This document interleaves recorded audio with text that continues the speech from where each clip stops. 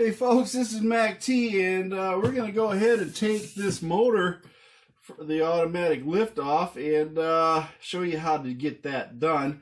I think it's pretty simple. We're going to go get a trim tool here.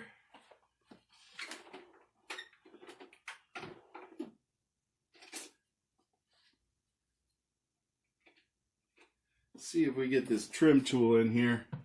And I think we just got to pry this thing out just a little bit.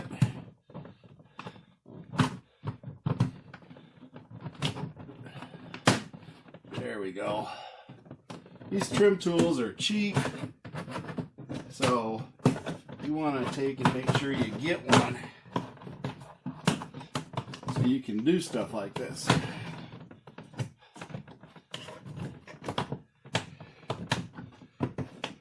Now we got to take and release this up here, as you can see.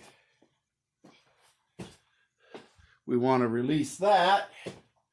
And to do that, I think all we got to do is pull this clip back just a little bit. Be careful not to lose it. And then snap it back in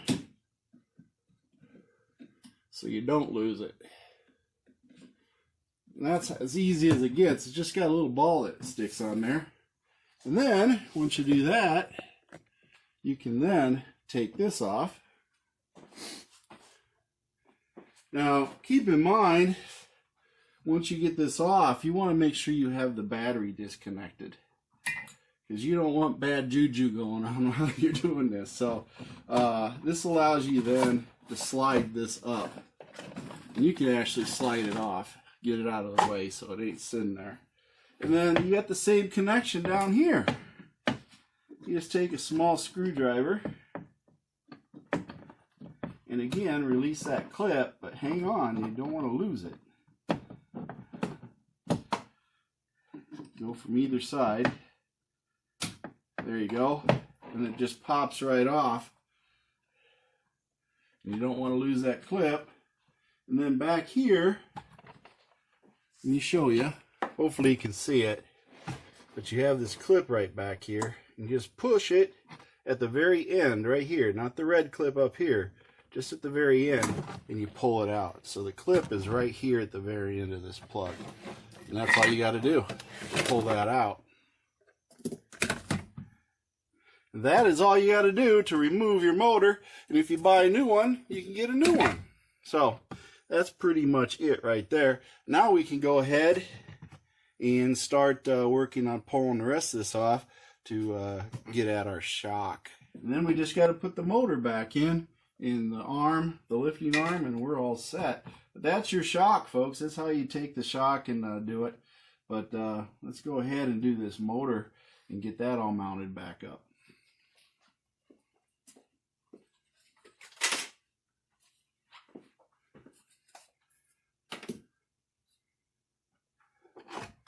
Now, if you remember right, it goes up this way. So we can slide this back in here. But first we want to make this connection. Snap that back into place. Remember, you got the power off. And then we just take and put that into place. You just slide that in, it locks right in. Then you do the same thing up here, twist it around. Slide the clip, it locks in. That's it. That's as simple and hard as it gets, unless you do this. I totally hosed that up, didn't I?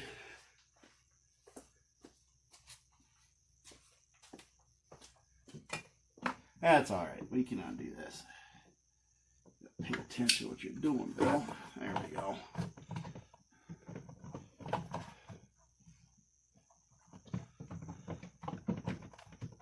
This is the hard part, because lessons learned,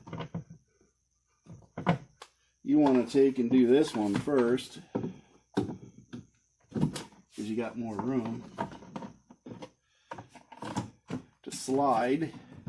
Then you do the top. Okay, lesson learned. See, even this old dog can learn new tricks. Now we put the top up, slide the clip into place, and we're done. That's it. That's all she does. You know, even I have to try a few times. I'll leave that in there. You guys can decide if I'm a fool or not. But just wasn't paying attention. Let's put this little sharp object away. Just twist this back on here. Don't forget, these are just your little cargo strap holders. That's all these are, for your cargo nets. So put that up there. We got left, right. Nothing works because I have no power to it. But we'll go through the initialization procedures for this motor and everything and see what happens there. But that's pretty much it, folks. This is it. It's a very simple task to remove this motor, and that's all there is to it. Simple, very, very simple. Everybody's scared of it, but it's a pretty simple process. Not hard at all. Well, after you disconnected the negative terminal and reconnected it and waited about 20 seconds, you then make sure that you have the hatch closed when you reinitiate everything after you get done removing the shocks and all this other stuff to reinitiate it. Then all you have to do basically is just let it set and make sure it's manually closed and latched. That's all you got to do. And then the system will reset itself. So when you do go up to it and hit the button, it will automatically do it. There's nothing really to reinitiate it. If you have problems with the hatch lifting up, one of your problems may be these right here. That's right. These get weak and they get basically start leaking right around this area. As you can see, that one's got a little bit of a leak, but it ain't too terribly bad. The other one is in a lot better shape, as you can see from here. So, but if you look at this one again, you see a little bit, just a little bit. So eventually they need to be cleaned up or replaced. But generally, if you have lifting problems, it will be your struts that you have to replace, because this motor relies on those struts to actually help lift it up. So initiation, basically reconnect the battery, wait 20 seconds, and then you can go ahead, hit the button down here, and it will close. That is all it takes. And that, folks, is the initiation process as far as reinitializing everything after you've done work on shocks and had to remove the motor. Wonder what MACT's been up to. It involves flame, impacts, ratchets,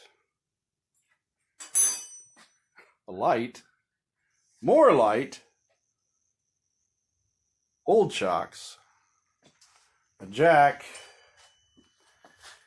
and a jack stand. What's this? What's that right there? What did I do? Well, find out in the video. Alrighty, folks, any day now. I pushed it in. Come on. I know you can do it.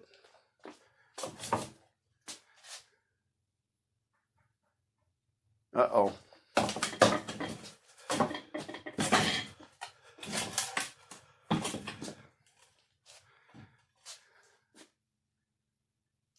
Huh.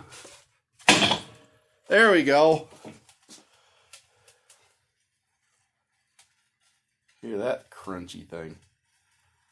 Holy cow.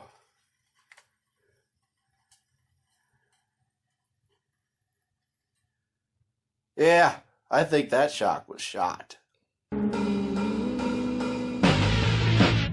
Thank you for watching MACT's videos, and remember to like and subscribe. This is a Mercy Go production.